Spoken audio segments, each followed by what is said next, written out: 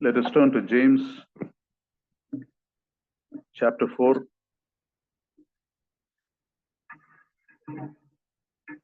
Verse 13 and 14.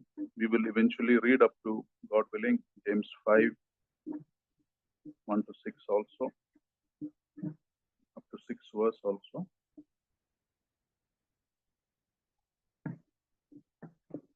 దేవుని వాక్యం నుంచి యాకోబు రాసిన పత్రిక 4వ అధ్యాయం 13, 14 వచనాలు చదువుకుంటాం. క్రమముగా 5వ అధ్యాయంలో కొన్ని వచనాలు కూడా చూస్తాం. As of now, first we'll read 13 and 14. I will read it. Now listen, you who say, today or tomorrow we will go to this and that or that city, spend a year there, carry on business and make money. Why? You do not even know what will happen tomorrow. What is your life? You are a mist that appears for a little while and then vanishes. Let's pray. Father, we commit your precious word into your hands. Be with your servants who stand in your name and bless us, Lord, through this time. And each one of us give us hearts that are receptive, not just to listen, but to listen and obey. Because your word is life, Lord. We thank you, we praise you, Lord, in Lord Jesus' most precious name we pray. Amen. Now, this part of the letter, James is warning against the so-called successful men of that day. ఆ యొక్క కాలంలో విజయవంతులుగా పిలువబడిన వారికి ఒక హెచ్చరికగా యాకోబు మాట్లాడుతూ ఉన్నాడు వాళ్ళతోటి. People are planning their prosperity. ఆ యొక్క మనుషులు వారి యొక్క అభివృద్ధి గురించి ప్రణాళికలు వేసుకుంటూ ఉన్నారు. Now, it is not wrong to plan. ప్రణాళిక కలిగి ఉండటం అన్నది తప్పు కాదు. A businessman who does not plan will be out of business. ఒక వ్యాపారి తన యొక్క వ్యాపారం గురించి ప్రణాళిక వేసుకోకపోతే దాన్ని కోల్పోతాడు. If a businessman works who does not have a profit cannot sustain his business. ఒక వ్యాపారి తన యొక్క లాభం గురించిన తలంపులు కలిగి ఉండకపోతే దాన్ని ఆ వ్యాపారాన్ని నిలబెట్టుకోలేడు. It's good to plan. The Bible also advises us to plan. కాబట్టి దేవుని వాక్యం కూడా మనకి ఆ విధంగా ప్రణాళికలు వేసుకోమని తెలియజేస్తుంది. There are many verses in Proverbs that tell this. ఆ విషయాలు సామెతల గ్రంథంలో అనేక మార్లు మనం చూస్తాం. Proverbs 21:5 says the plans of the diligent will lead to abundance. ఆ యొక్క సామెతల గ్రంథం 21:5 మనం చూస్తాం శ్రద్ధ గల వారి యోచనలు లాభకరములు అని. And in Proverbs 6:6-8 the word tells us not to be lazy. అలాగే సామెతలు 6:6-8 మనం చూస్తాం సోమరితనంతో ఉండొద్దు అని. Learn from the ant, you lazy, you sluggard, it says. ఓ సోమరి చీమల యొద్దకు వెళ్ళి నేర్చుకో, దాని నడకలు కనిపెట్టు అని మనం చూస్తున్నాం. It has no ruler, it has no commander, yet it stores provision in summer. ఆ చీమలకు న్యాయాధిపతి లేకపోయినా, విచారణకర్త లేకపోయినా, అధిపతి లేకపోయినా వేసవి కాలంలో ఆహారం సిద్ధపరచుకుంటాయి. So it's good to plan, but James is saying there is a good planning and a foolish planning. కాబట్టి ఇక్కడ ప్రణాళిక కలిగి ఉండటం అనేది మంచిదే. అయితే బుద్ధిహీనమైన ప్రణాళికలు ఉన్నాయి, మంచి ప్రణాళికలు ఉన్నాయని యాకోబు రాస్తున్నాడు. And an example of foolish planning is what we read in James 4:13. అయితే ఆ యొక్క బుద్ధిహీనమైన ప్రణాళికలు ఇప్పుడు మనం చదువుకున్న 13, 14 వచనాలలో ప్రస్తావించబడ్డాయి. You who say means they're telling this to someone else also. They're boasting about it. ఓ చెప్పుకొని వారలారా అని అంటే అర్థం ఏంటంటే వాళ్ళు అతిశయిస్తూ ఉన్నారు ఒకరితో ఒకరు చెప్పుకుంటూ. Today or tomorrow we'll go to such and such a town, spend a year there and trade and make a profit. నేడైనా రేపైనా ఒకనొక పట్టణానికి వెళ్ళి అక్కడ ఒక సంవత్సరం ఉండి వ్యాపారం చేసి లాభం సంపాదించుకుందాం అంటున్నారు వాళ్ళు. So why is this planning foolish? What are these men doing wrong? ఎందుకు ఈ ప్రణాళిక బుద్ధిహీనమైనదిగా ఉన్నది? ఆ యొక్క మనుషులు చేస్తున్న తప్పిదం ఏమిటి? The problem here is they're assuming they know everything that is going to happen. ఇక్కడున్న తప్పు ఏంటంటే, సమస్య ఏంటంటే వాళ్ళకి సమస్తం తెలుసు అన్న ఊహల్లో ఆలోచనలో వాళ్ళు ఉన్నారు. They're assuming we will do business and we know how long we should do business and we know we will make a profit. వాళ్ళు ఏమంటున్నారంటే మనం వ్యాపారం చేద్దాం, అది ఎంతకాలం చేయాలో కూడా మనకు తెలుసు, ఆ విధంగా మనం వ్యాపారం చేసి లాభం సంపాదించామని అన్ని మాట్లాడుతున్నారు. They've probably done it before a lot of times, so they've tasted success. బహుశా ఇంతకు ముందు అనేక మార్లు ఆ విధంగా జరిగి ఉంచుంటారు, ఆ యొక్క విజయాన్ని వాళ్ళు రుచి చూసుంటారు. Now they're taking the success for granted. అయితే వాళ్ళు ఏమనుకుంటున్నారంటే విజయం అనేది తప్పకుండా మనకు వస్తుంది కదా అనుకుంటున్నారు. In other words, the success is making them think that their future is in their hands. మరొక విధంగా చెప్పాలంటే వాళ్ళు పొందుకున్న విజయం భవిష్యత్తు కూడా వాళ్ళ చేతుల్లో ఉంది అని వాళ్ళు అనుకుంటున్నారు. You know, those who know about flying planes or aeroplanes, there is a term called autopilot. ఈ యొక్క విమానాలకు సంబంధించిన విషయాలు మీకు తెలుసుంటే ఒక పదం ఉంది. అదేంటంటే Autopilot. ఆటో పైలట్ అనే పదం ఉంది. There is a plane, autopilot is where the plane is mechanically given control without involvement of the pilot. Auto pilot అంటే అది ఎలా ఉంటుందంటే పైలట్ తో సంబంధం లేకుండా విమానం దాని అంతటికి అది విహరిస్తూ ఉంటుంది గాల్లో. The pilot sets it up. It's a system to see that a plane is on course even without the pilot guiding it, steering it. కాబట్టి పైలట్ తో పని లేకుండానే అది దాని అంతటికి అదే ప్రయాణం చేస్తుంటుంది. Now, as believers, we can also get into a spiritual autopilot. విశ్వాసులంగా ఆత్మీయ విషయాల్లో మనం కూడా ఆటో పైలట్ అనే విధంగా వ్యవహరిస్తూ ఉంటాం. Without depending on God, we try to do things on our own. దేవుని మీద ఆధారపడకుండానే సంగతులు మన స్వంతగా చేయాలని ప్రయత్నిస్తుంటాం. Now, we may not go like these men and do business in other lands, but we all begin to take our own decisions without God. ఈ యొక్క వ్యాపారుల వలె మనం ఏదో ఒక పట్టణానికి వెళ్ళి చేయకపోవచ్చులే కానీ ఈ విధంగా వ్యాపారాలు మన యొక్క కొన్ని విషయాల్లో మాత్రం మన సొంత బలం మీద ఆధారపడుతుంటాం. We change our jobs, we resign from our jobs without seeing God's clear will. దేని యొక్క స్పష్టమైన చిత్తం తెలుసుకోకుండానే ఉద్యోగంలో చేరుతూ ఉంటాం, ఉద్యోగాన్ని విడిచిపెడుతూ ఉంటాం. In our work, in our marriage proposals, in our parenting, or you're buying or selling land, whatever, we do it without God. వివాహాల విషయాల్లో కానీ పిల్లలు పెంచే విషయాల్లో కానీ భూముల విషయాల్లో ఆస్తుల విషయాల్లో దేవుని మీద ఆధారపడకుండానే చిత్తం తెలుసుకోకుండానే మనం వ్యవహరిస్తూ ఉంటాం. We make our own decisions without seeking God's clear will. దేవుని యొక్క స్పష్టమైన చిత్తం తెలుసుకోకుండా మన యొక్క సొంత చిత్తాన్ని జరిగిస్తూ ఉంటాం. And we assume we'll be successful even if we are not in touch with God. దేవునితో మనం సంబంధం లేకుండానే వాటిలో మనం విజయం సాధిస్తామని ఊహించుకుంటూ ఉంటాం. And here James is warning about that. ఆ యొక్క వైఖరిని యాకోబు ఇక్కడ హెచ్చరిస్తూ ఉన్నారు. And showing us that this kind of planning, where it will take you to the end, where it will take you finally. ఈ రకమైన ప్రణాళికలు దాని యొక్క ముగింపు ఎలా ఉంటుందో అన్న విషయాల గురించి ఆయన హెచ్చరిస్తూ ఉన్నారు. James says this kind of this kind of planning is evil and foolish.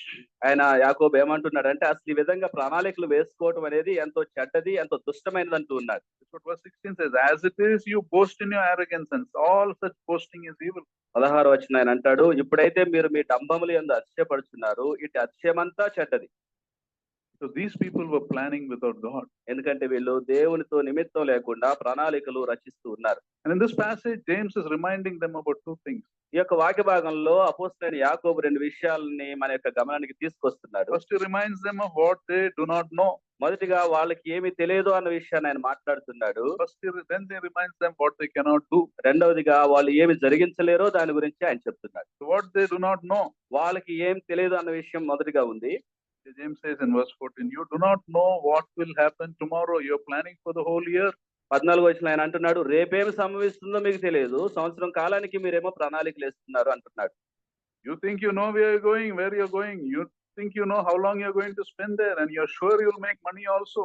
మీరు అనుకుంటున్నారు ఎక్కడికి వెళ్ళాలో మీరు ఊహించుకుంటూ ఉన్నారు, ఎంతకాలం ఉండాలో ఊహించుకుంటున్నారు, తప్పకుండా లాభం వస్తుందని మీరు ఊహించుకుంటున్నారు. You plan and prepare, but do you realize the reality can be dramatically different from what you plan? మీరు ప్రణాళికలు వేసుకుంటున్నారు సరే, అయితే వాస్తవికత అనేది ఎంతో అనూహ్యంగా దానికి ఎంతో భిన్నంగా ఉంటుందన్న విషయం తెలుసా? An accident can happen, your business can suddenly crumble into a huge loss. ఒక ప్రమాదం కానీ సంభవిస్తే నీ వ్యాపారం అంతా ఎంతో నష్టంలోకి కొరిగిపోతుంది. Or some sudden tragedy may happen in your family. లేదా నీ కుటుంబంలో ఒక విషాదం చోటు చేసుకోవచ్చు. In 2019, opposite our house, they opened a bakery. 2019లో మా ఇంటికి ఎదురుగా ఒక బేకరీ ప్రారంభించారు. They opened and the COVID struck. వాళ్ళు And the lockdown happened. ప్రారంభించగానే కోవిడ్ మొదలైంది, లాక్డౌన్ వచ్చేసింది. They're unbelievers. You can't, blame them. But as believers, do we plan? Do we ask God's will? వాళ్ళ విషయంలో అవిశ్వాసులు కాబట్టి వదిలేద్దాం. మరి మన విషయంలో మనం దేవుని సంప్రదిస్తూ ఉన్నామా? You cannot guess what will happen tomorrow. రేపు ఏం సంభవిస్తుందో నువ్వు ఏమాత్రం కూడా ఊహించలేవు. In other words, you do not know how much you do not know. మరొక విధంగా చెప్పాలంటే అసలు నీకు ఎంత తెలియదు అన్న విషయం కూడా నీకు తెలియదు. So that's the first aspect, what you do not know. కాబట్టి ఇదే మొదటి విషయం, నీకు తెలియని ఎంతో ఉంది. Second is what you cannot do. రెండవది నువ్వు ఏది జరిగించజాలవో అది రెండో విషయం. Second part of verse 14 says, what is your life? For you are a mist that appears for a little while And then when he vanishes, 14వ వచనంలో రెండవ భాగంలో ఆయన అంటాడు, మీ జీవం ఏ పాటిది, మీరు కొంతసేపు కనబడి అంతలో మాయమైపోయి ఆవిరి వంటి వారు. you see, not only you do not know what will happen tomorrow, you cannot even control what happens tomorrow. ఆయన ఏమంటాడంటే రేపు ఏం సంభవిస్తుందో నీకు తెలియదు, అలాగే రేపు సంభవించేదాన్ని నువ్వు ఏమాత్రం కూడా నియంత్రణలోనికి ఆధీనంలోనికి దాన్ని తెచ్చుకోలేవు అంటున్నాడు. In other words, even if you knew what will happen tomorrow, you cannot still do anything about it. మరొక విధంగా చెప్పాలంటే రేపు జరగబోయేది ఒకవేళ నీకు తెలిసినా దాన్ని ఏమాత్రం కూడా నువ్వు నియంత్రించలేవు, దాన్ని నీ ఆధీనంలోకి తెచ్చుకోలేవు. Small things we can do things, but for the real issues of life, you cannot do anything. It's not in your hands. అల్పమైన విషయాలు, చిన్నవి బహుశా నువ్వు వ్యవహరించగలవేమో గానీ పెద్ద విషయాల్ని నువ్వు ఏమాత్రం కూడా వాటిని ఆధీనంలోకి తెచ్చుకోలేవు. Your life is not in your hands. ఎందుకంటే నీ జీవం నీ చేతుల్లో లేదు. An accident is not in your hands. ఓ ప్రమాదం అనేది నీ చేతుల్లో లేదు. So these successful businessmen were looking at their track records and making some foolish planning. ఈ యొక్క విజయంలో ఉన్న ఈ యొక్క మనుషులు వారు గతంలో పొందుకున్న విజయాలను చూసి ఆ విధంగా వాళ్ళు ప్రణాళికలు వేసుకుంటున్నారు. And instead of seeing the sovereign and generous hand of God in your life, they are thinking highly of themselves. It is because of my effort. సార్వభౌమాధికారము, ధారాళత్వమైన దయను కలిగిన దేవుని యొక్క హస్తాల వైపు వాళ్ళు చూడకుండా వాళ్ళ వల్లే అవన్నీ కలిగాయని వాళ్ళు ఊహించుకుంటున్నారు. Instead of with humility falling on their knees and praising God, they were trying to stand taller than God, admiring their own strength and their own abilities. ఎంతో భయంతోటి, ఎంతో ఆరాధనతోటి మోకరించి దేవుని ముందు తగ్గించుకోకుండా దేవుని కంటే మరి ఎత్తుగా వాళ్ళ యొక్క ఎత్తులు చేసుకుంటూ అర్చిస్తూ ఉన్నారు. Your life is a mist. నీ జీవితం నీటి ఆవిరి వంటిది. Sometimes in winter and all, on the glass pane, if you blow, the mist forms, right? మన యొక్క శీతాకాలంలో చూసినట్లయితే ఒక గ్లాస్ మీద మనం నోటితోటి అట్లా అన్నప్పుడు ఆవిరి దాని మీద పడుతుంది. You write on that mist like this, you can write, but as you're writing, it will keep getting faded away. ఆ ఆవిరి మీద నువ్వు రాసే అంత సేపులోనే ఆ క్షణ కాలంలోనే అది అక్కడి నుంచి కనుమరుగవుతుంది. It will evaporate very quickly. దాని యొక్క అర్థం ఏంటంటే అది క్షణకాలంలో అది ఆవిరైపోతుంది. What is this talking about? ఈ యొక్క వచనాలు దేని గురించి మాట్లాడుతున్నాయి? Everything that is looking in your life as big today, great today, can vanish very quickly. నీ జీవితంలో ఎంతో గొప్పగా పెద్దగా అనుకునే విషయాలు క్షణకాలంలో కనుమరుగవుతాయి. Everything that looks so important and so impressive in our lives today can change very quickly. ఎంతో ప్రాముఖ్యమైనవి బాగున్నవి అనుకున్నవన్నీ కూడా క్షణకాలంలో మారిపోతూ ఉంటాయి. One scan report can change everything. ఒక స్కాన్ రిపోర్ట్ నీ జీవితాన్ని మార్చివేయగలదు. One accident can turn your life upside down. ఒక ప్రమాదం నీ యొక్క జీవితాన్ని తలకిందులు చేస్తుంది. One death and things will never be the same again. ఒక మరణం తర్వాత నీ జీవితం అనుకోని విధంగా మారిపోతుంది. I was reading of some of the unfortunate ways people have lost their life. దురదృష్టకరంగా సంభవించిన కొన్ని మరణాల గురించి నేను చదువుతూ వచ్చాను. There was a 16-year-old girl who survived a plane crash in San Francisco. San Francisco పట్టణంలో విమాన ప్రమాదం నుంచి తప్పించుకున్న 16 సంవత్సరాల అమ్మాయి ఉంది. As she got up and was standing outside, she was hit by a fire engine who came to respond to that accident and she died. ఆ ప్రమాదం నుంచి తప్పించుకున్న మరుక్షణంలోనే అక్కడికి వచ్చిన ఫైర్ ఇంజిన్ ప్రమాదంలో ఆమె చనిపోయింది. In 2002, in hockey game, hockey means those days, there they play that ice hockey. There is a, instead of ball, there is a carom-like piece, So, one of the players hit hard and it went over the glass and hit a 14-year-old girl on the head. She died in 2 days. ఆ యొక్క hockey ఆట ఆడుతున్నప్పుడు కూడా ఆ ప్రమాదంలో ఒక 14 సంవత్సరాల అమ్మాయి చిన్న కారణానికే చనిపోయింది. One lady who this business in dogs, she breeds dogs and sells dogs. She was meeting one customer under one big sign, Taco Bell, like McDonald's, under one big sign. Suddenly a wind came and that sign broke and killed her. పెప్పుడు కుక్కల వ్యాపారం చేసే ఒక ఆమె తన యొక్క customers ని కలవటానికి వెళ్ళినప్పుడు పెద్ద సైన్ బోర్డు ఉంది అక్కడ. ఆమె కారు మీద ఆ సైన్ బోర్డు గాలికి కదిలి ఆ కారు మీద పడి ఆమె చనిపోయింది. I was reading another news where a Brazilian man, maybe he was living in a mountain area. He had a small shed he was staying in. That was his house. Brazil దేశంలో ఒక వ్యక్తి ఉన్నాడు. ఆయన కొండ ప్రాంతంలో జీవిస్తున్నాడు, ఒక చిన్న గుడారంలో. One cow fell on the shed and fell on him and he died. ఆ కొండ మీద maybe the cow was grazing on some mountain, slipped and fell. ఆ కొండ మీద నుంచి కొంత జారటం వల్ల ఒక ఆవు ఆ గుడారం మీద పడటం వల్ల ఆయన అక్కడ దాని కింద నలిగి చనిపోయాడు. Another, I was reading of a cook in China. China దేశంలో ఒక వంట వంట వ్యక్తి గురించి, వంట చేసే వ్యక్తి గురించి చదువుతొచ్చాను. He was making snake soup. ఆయన పాము చారు చేస్తూ ఉన్నాడు. So he got a cobra and cut off its head, separated from the body, and he was making that soup. ఆ పాము యొక్క తలని వేరు చేసి మిగిలిన దానితోటి ఆయన చారు చేస్తున్నారు.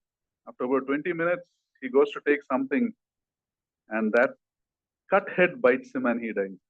20 నిమిషాల తర్వాత దానిలో ప్రాణం లేదనుకుని దగ్గరికి వెళ్ళాడు. అయితే ఆ తల కరవటం వల్ల చనిపోయాడు. What is common in all these incidents? వీటన్నిటిలో సాధారణంగా అనిపించే విషయం ఏంటి? What is common? ఏంటి సాధారణమైంది?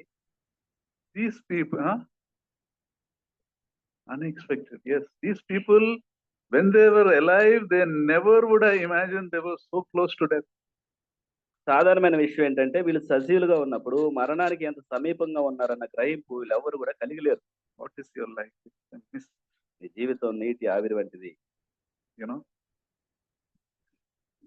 So be humble, remove all pride and self-dependence.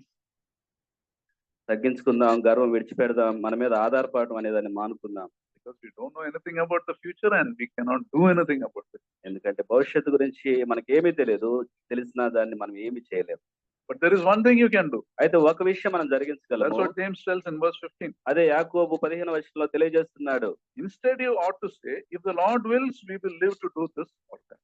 కాబట్టి ప్రభు చిత్తం అయితే మనం బ్రతికి ఉండి అది చేతుము ఇది చేతుము అని చెప్పుకోవాలను. The Lord is not telling you to stop planning. కాబట్టి నీ యొక్క ప్రణాళికలు ఏమాత్రం కూడా నువ్వు కలిగి ఉండదని ప్రభు అని చెప్పడం లేదు. He's telling stop planning without Him. ఆయన ఏమంటున్నాడు అంటే నేను లేకుండా నువ్వు ప్రణాళికలు వేసుకోమాకు అంటున్నాడు.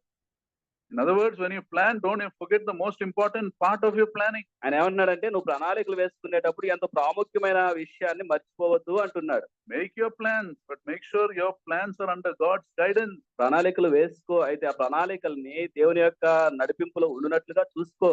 That is for your good. అదే నీకు మేలుకరమైనది. We are talking about the sovereignty of God, right? Today, ఈ రోజు మనం దేవుని యొక్క సార్వభౌమాధికారం మాట్లాడుతూ వచ్చాం. make your plans under the sovereignty of God. నీ యొక్క ప్రణాళికల్ని దేవుని యొక్క సార్వభౌమాధికారం కింద ఉంచు. You won't be able to remember, you won't be able to do anything unless the Lord wills. దేవుని యొక్క చిత్తం లేకుండా నువ్వేది జరిగించజాలవు. Unless God wills, you won't even be alive.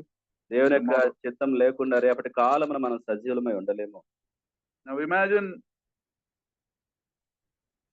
a 65-year-old person. You work so hard to build a nest that will protect you in future. ఒక 65 సంవత్సరాల వ్యక్తి తన యొక్క గూడు నిర్మించుకుంటూ ఉన్నాడు, తన యొక్క ఇంటిని, అది అతన్ని కాపాడుతుందని. You have a nice house in a gated community. మంచి ఆ గేటెడ్ కమ్యూనిటీలో మంచి ఇల్లును కలిగి ఉన్నాడు.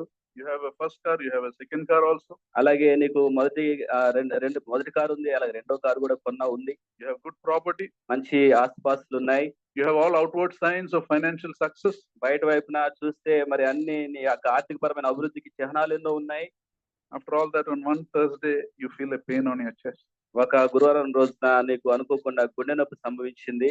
You are admitted in hospital. హాస్పిటల్కి నిన్ను చేర్చారు. Friday night, 8 a.m., you are declared dead. శుక్రవారం 8 గంటలకి నువ్వు చనిపోయావని ప్రకటించారు. Saturday, 3 p.m., funeral service. శనివారం 3 గంటలకి అంత్యక్రియలు పూర్తయ్యాయి. Then graveside service. అలాగే సమాధి కార్యక్రమం జరిగింది. Followed by one memorial on Sunday, 7:30 p.m. ఆదివారం 7:30కి జ్ఞాపకార్థ కూడిక ఏర్పాటు చేయబడింది. At Amrutwani, second floor. ఇదే స్థలంలో నీ జ్ఞాపకార్థ కూడిక అనుకుందాం. And people will see our dead body and say things like, I mean, who saw not before the burial, they would have said things like, he just had a checkup. ఇప్పుడు ఆయన గురించి తెలిసిన వాళ్ళలో ఒక వ్యక్తి అంటున్నాడు, ఇప్పుడు ఈ జ్ఞాపకార్థ కూడికలో ఒక వ్యక్తి ఈ విధంగా అనొచ్చు. He just had a checkup. కేవలం ఆయన మొన్నే చెకప్ కూడా చేసాం ఆయనకి. He enjoyed such good health. మంచి ఆరోగ్యం ఉంది ఆయనకి. He had all the money. ఎంతో ధనం ఉంది. Some people also look at your dead body and say, he looks so natural as if he's sleeping. కొంతమంది డెడ్ బాడీని చూసిన వాళ్ళు ఏమంటారంటే అసలు ఆయన చనిపోయినట్టే లేడండి, నిద్రపోయినట్టున్నాడు. But our story is over. మన యొక్క కథ ముగిసింది.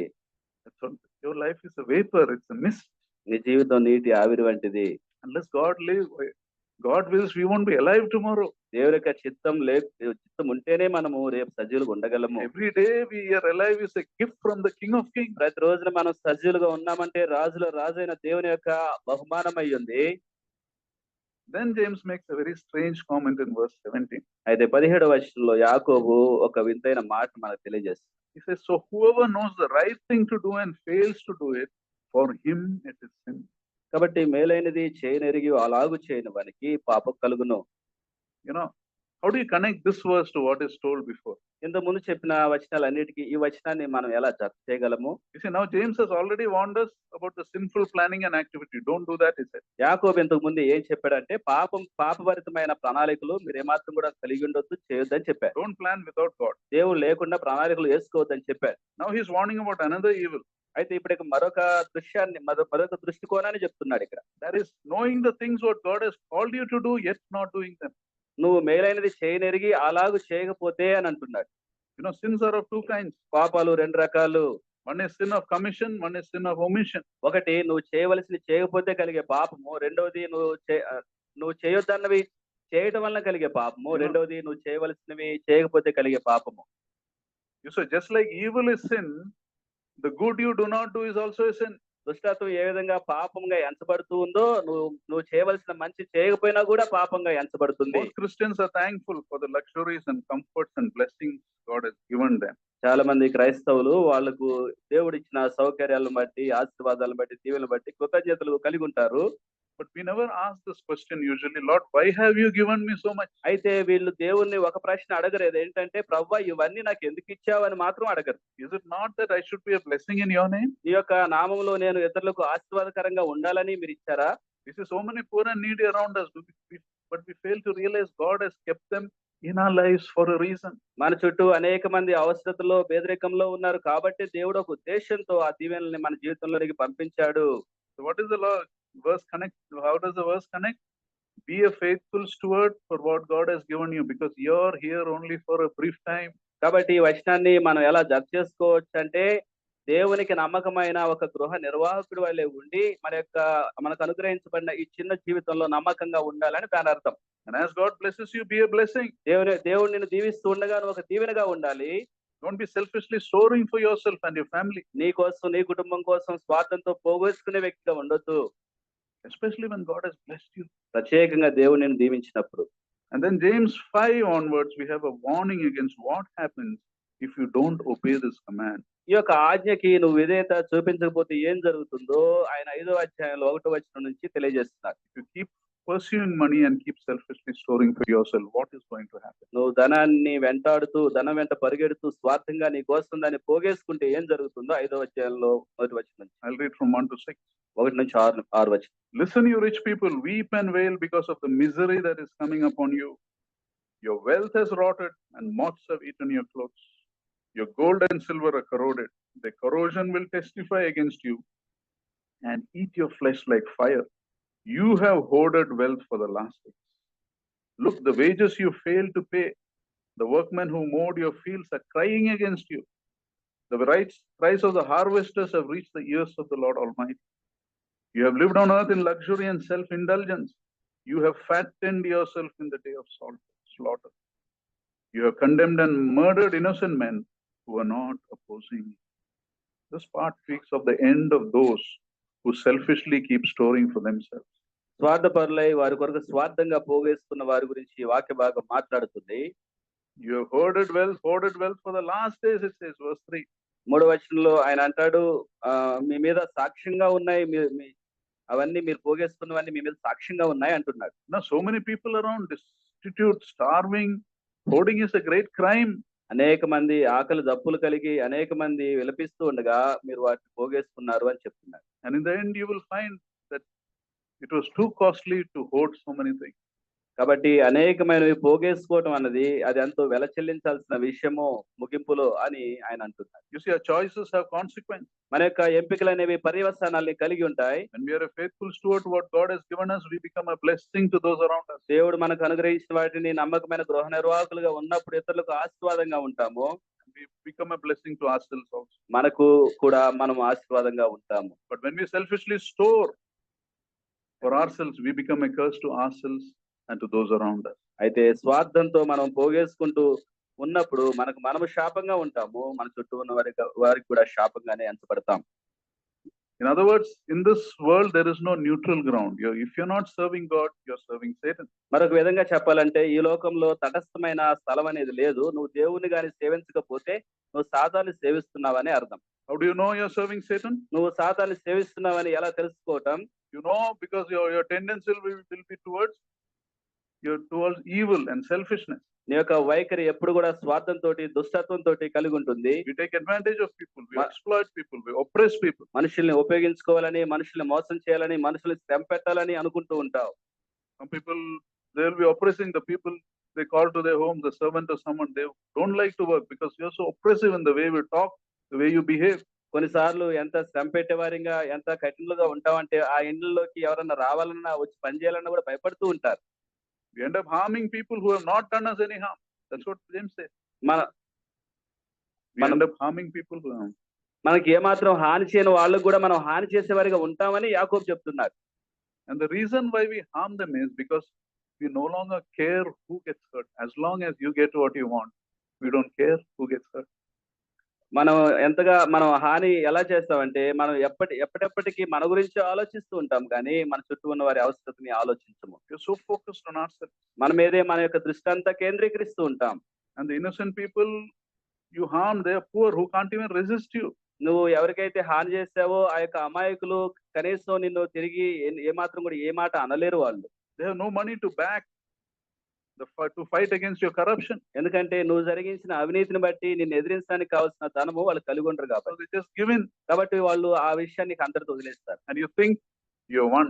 నువ్వు అనుకుంటావు ఈ విషయాల్లో నువ్వే గెలుపొందావు అనుకుంటావు. James says you think you're won but you're not aware of one frightening thing that is happening. యాకోబు అంటున్నాడు, ఆ విధంగా నువ్వు అమాయకులు మోసం చేసిన తర్వాత నువ్వు గెలిచావు అనుకుంటున్నావు కానీ ఎంతో భయంకరమైన ఒక సంగతి ఉంది అని చెప్తున్నాడు. What is that? ఏంటి ఆ భయంకరమైన సంగతి? You're only fattening yourself for the day of the slaughter. Verse 5. ఆ యొక్క 5వ వచనం ఆయన అంటాడు, భూమి మీద సుఖంగా జీవించి భోగాసక్తులై వధ దినమందు హృదయాలను పోషించుకున్నారు మీరు అంటాడు. Selfishness will end in disaster. ఆ యొక్క స్వార్థం ఎప్పుడు కూడా గొప్ప విపత్తును మోసుకొస్తుంది. Many selfish people think when they grow wealthy, it is God's blessings on them. They think. చాలా మంది స్వార్థపరులు అనుకుంటారు వాళ్ళు ధనం సంపాదించినప్పుడల్లా దేవుడే నన్ను దీవించాడు అనుకుంటారు. And sometimes we also tend to think that those who are not as blessed as us, in some way they don't have God's favor in their life. కొన్నిసార్లు మనం కూడా ఏమనుకుంటామంటే మనకంటే తక్కువ ధనం ఉన్న వాళ్ళని చూసి వాళ్ళకి దేవుని ఆశీర్వాదం లేదు, అందుకే వాళ్ళు పేదరికంలో ఉన్నారు అనుకుంటాం. That can be very far from the truth. అయితే సత్యానికి దూరమైన సంగతి అది. Imagine a pig is bred on a farm, and there are these pig farms, right? The pig bred in a farm, they give the pig a lot of food to eat.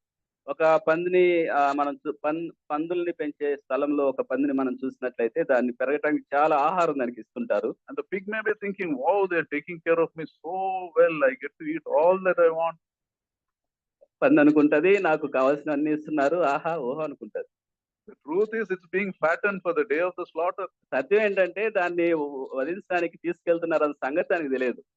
The heavier the pig, the more meat the owner will get. అది ఎంత size పెరిగితే అంత మాంసం వస్తుందని వాళ్ళు దానికి పెడతారు. And the more money he makes, అలాగే ఎక్కువ ధనం వస్తుందని దాన్ని చేస్తారు అట్లా. As a picture given, you have fattened yourself for the day of the slaughter. ఇప్పుడు అదే దృశ్యాన్ని మనకు ఆయన యాకోబు గారు రాస్తూ ఉన్నారు. వధ దినమందు మిమ్మల్ని మీరు పోషించుకున్నారు అంటున్నారు. You choose your path today, your end will choose you. ఈ రోజున నువ్వు ఎంచుకునే మార్గమే ఆ రోజున నీ గమ్యం అయి ఉంది. Your gold and silver are corroded, verse 3 says. ఆయన అంటాడు 3వ వచనంలో మీ వెండి బంగారం తుప్పుపట్టాయి అంటున్నాడు. Are corroded అంటే ఇది past tense. It's a past tense. అది ఆయన గతం గురించే మాట్లాడుతున్నాడు. Your wealth has not yet been destroyed, but it is as good as destroyed. That's what he means. ఇంకా అవి తుప్పుపట్టలేదులే కానీ ఆయన ఏమంటున్నాడంటే తుప్పుపట్టిన వాటితో సమానం మీ వెండి బంగారం అన్నాడు. 100% that is going to take place. 100% అది జరుగుతుంది. And gold does not corrode, right? Anyone who knows chemistry, gold does not corrode. సహజంగా బంగారానికి తుప్పు పట్టదు. That is why it is so valuable. అందుకే అది కొంత విలువ కలిగి ఉంటుంది. But James is using that language to make sure nothing is going to remain for you. అయితే యాకోబు దాన్ని ఎందుకు అంటున్నాడంటే నీ జీవితంలో నువ్వు సమకూర్చుకునేది ఏది కూడా మిగలదు అంటున్నాడు. To summarize what we spoke till now, ఇప్పటి వరకు మనం మాట్లాడుకున్న విషయాల్ని క్లుప్తీకరించుకుందాం. First, you do not know anything about the future. మొదటిగా భవిష్యత్తు గురించి నీకేమాత్రం కూడా తెలియదు. Even if you knew, you cannot do anything about the future. ఒకవేళ తెలిసినా నీ భవిష్యత్తు విషయంలో నువ్వేమీ జరిగించలేవు. And added to that, your life is like a mist, so fragile, so uncertain. దాంతో పాటుగా నీ జీవితం ఎంతో బలహీనమైనది, నీటి ఆవిరి వంటిది. So logically, is it not wisdom to seek God's will and be a faithful steward to what He has given you for a little time? కాబట్టి ఈ యొక్క చిన్న జీవితంలో దేవుడు మనకి ఏదైతే అనుగ్రహించాడో దానికి నమ్మకమైన గృహ నిర్వాహకులుగా ఉండటం అనేది జ్ఞానయుక్తం కాదా? Why do you want to waste your one and only life by living selfishly and thinking like the way the world thinks? ఈ యొక్క ఒకే జీవితాన్ని ఎందుకు స్వార్థపూరితంగా జీవిస్తూ లోకానుసారంగా బతుకుతూ ఉంటావు? That is why the Bible frequently uses the word careful. Be careful. కాబట్టి దేవుని వాక్యం పదే పదే మనం హెచ్చరిస్తుంది, జాగ్రత్త, బహు జాగ్రత్త కలిగి ఉండుడి అంటుంది. See one more last verse, Ephesians 5:15-17. మరొక వచనం చూద్దాం. ఎఫెసీయులకు రాసిన పత్రిక 5వ అధ్యాయము 15-17. 15 నుంచి 17 వచనాలు. Therefore be careful how you walk, not as unwise men but as wise, making the most of your time, because the days are evil. So then do not be foolish, but understand what the will of the Lord is. Therefore be careful, live as wise people. కాబట్టి జాగ్రత్తగా ఉండండి, జ్ఞానుల వలె ఉండండి అని అంటుంది వాక్యం. You see, you don't get to decide when you are going to die. You don't get to decide how you are going to die. But we'll all get to decide how we are going to live. That is in our hands. మనం ఎప్పుడు మరణిస్తామో, ఎలా మరణిస్తామో అన్నవి మన చేతులలో లేవులే, కానీ మనం ఎలా జీవించాలో అన్నది మన చేతుల్లో ఉంది. That is in our hands. Therefore be careful how you live. కాబట్టి ఎలా జీవిస్తున్నావో జాగ్రత్త కలిగి ఉండాలి. Don't live as unwise people, live as wise people. అజ్ఞానుల వలె జీవించొద్దు, జ్ఞానుల వలె జీవించు. Especially after receiving the knowledge of the truth. ప్రత్యేకించి సత్యం గురించిన జ్ఞానమును నువ్వు స్వీకరించిన తర్వాత Don't be still under the bondage of Satan. సాతాను యొక్క బంధకాల కింద నువ్వు జీవించొద్దు. After receiving the truth that sets you free. ఆ యొక్క నీకెంతో స్వేచ్ఛనిచ్చి నీకెంతో స్వేచ్ఛనిచ్చి ఆ సత్యం యొక్క జ్ఞానం నువ్వు పొందుకున్నావు. Live as wise people. కాబట్టి జ్ఞానుల వలె మనం జీవించాలి. Let's pray. ప్రార్థించుకుందాం.